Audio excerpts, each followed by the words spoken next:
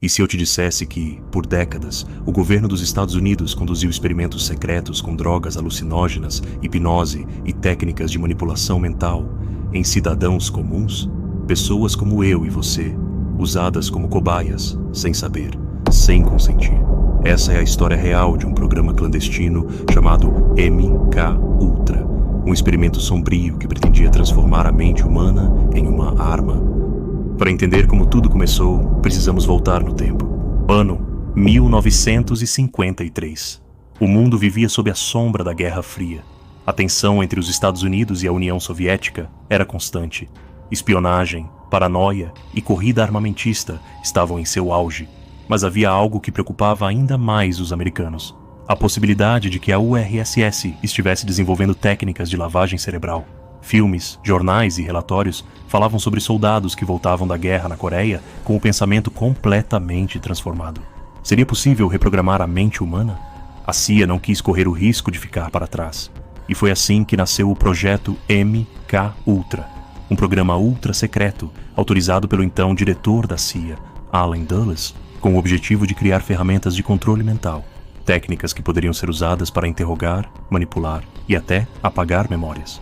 O que começou como uma resposta ao medo de lavagem cerebral soviética, logo se transformou em um dos projetos mais obscuros da história dos Estados Unidos. Em 1953, sob o comando direto da CIA, nascia oficialmente o projeto MK-Ultra, um programa ultra secreto com um único objetivo: descobrir como controlar a mente humana. Para isso, cientistas e agentes se uniram em experimentos que desafiaram todos os limites éticos: testes com LSD, privação sensorial, hipnose, choques elétricos e isolamento extremo. Tudo isso acontecia em prisões, hospitais psiquiátricos e até universidades respeitadas. O problema?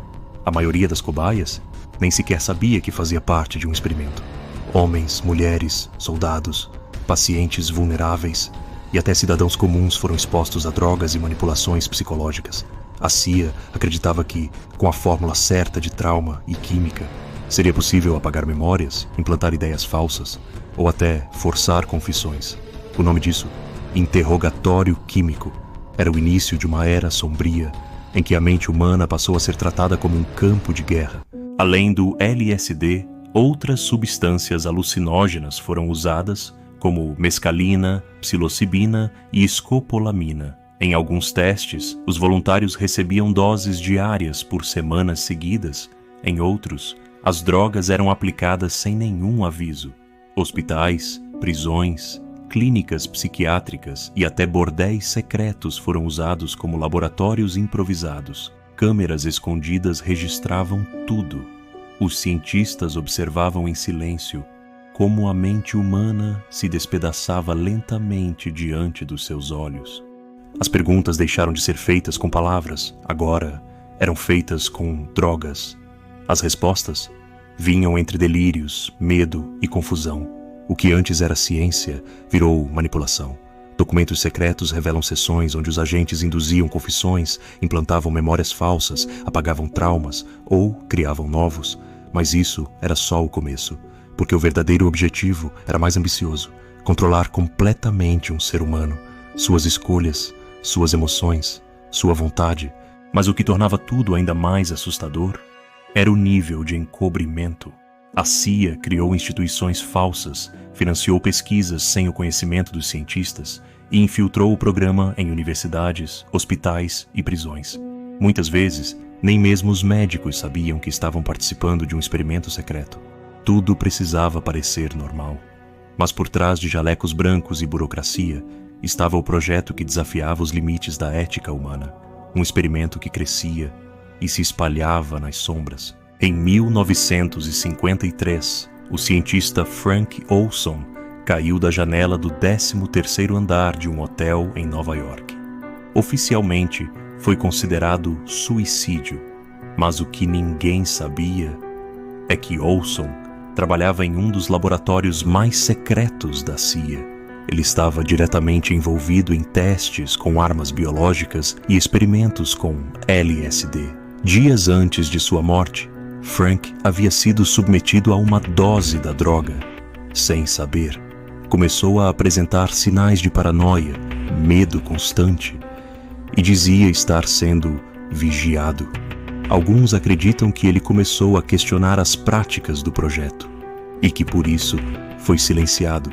Décadas depois, o próprio governo dos Estados Unidos admitiu envolvimento no caso, mas o mistério permanece. Frank Olson foi uma vítima colateral de um experimento que saiu do controle, ou um risco eliminado para que a verdade nunca viesse à tona? Mas tudo começou a ruir. Em 1973, com o escândalo de Watergate, a CIA entrou em crise. Temendo investigações, a ordem foi clara: destruir todos os arquivos do MKUltra. Centenas de documentos desapareceram. Outros foram rasgados, incinerados, apagados da história. Mas algumas cópias sobreviveram. Foi o suficiente para revelar ao mundo um pesadelo real. Mais de 80 instituições envolvidas, milhares de vítimas e nenhuma responsabilização. Até hoje, muito do que aconteceu permanece em segredo. O que mais foi feito? O que mais foi apagado? O que mais está escondido? Mas o segredo não durou para sempre. Em 1973, quando o escândalo de Watergate explodiu e a confiança no governo americano desabou, uma investigação foi aberta. E, no meio da papelada, um arquivo esquecido revelou parte do horror. Foram documentos que haviam escapado da destruição, rascunhos, memorandos, relatórios internos. Ali estava a prova. O governo havia violado os limites da ética e da humanidade. Foi graças à pressão pública e à atuação direta do Congresso dos Estados Unidos que o MKUltra começou a ser revelado. Audiências oficiais foram convocadas. O nome do projeto chegou aos jornais. Mas o que veio à tona era apenas a ponta do iceberg. O que o projeto MKUltra realmente nos ensinou? Que, em nome do poder, até mesmo a ciência pode ser pervertida.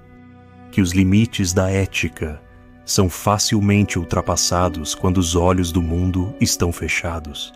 E que a mente humana, por mais complexa que seja, sempre será alvo de quem deseja controlar e dominar. Por trás dos arquivos classificados e dos nomes codificados estão histórias reais, de pessoas reais, que tiveram suas vidas alteradas para sempre.